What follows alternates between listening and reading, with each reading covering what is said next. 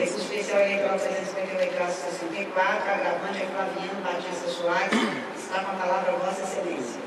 Senhora Presidente, as matérias tratadas nos artigos 1º caput e inciso 2 da Constituição Federal e 219 do Código Eleitoral não foram apreciadas na instância ordinária, atraindo o óbice da súmula 282 do Supremo Tribunal Federal. Não houve omissão do Tribunal Regional Eleitoral da Bahia, mas apenas decisão em sentido contrário à pretensão recursal. Logo, não há falar em violação ao 2752 do Código Eleitoral.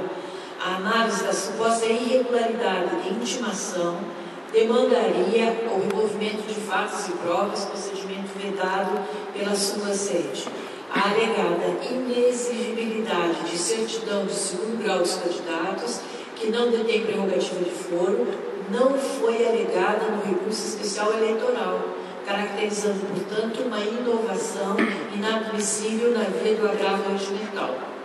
A simples transcrição de emendas não demonstra um dissídio jurisprudencial, sendo necessário o cortejo analítico, nega o provimento aos dois agravos regimentais.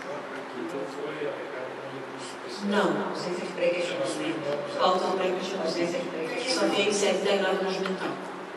Essa questão nós assentamos na desnecessidade de certidão de segundo grau.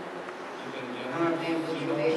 Sim, se precisar ser de novo, você tem as duas O fundamento é esse.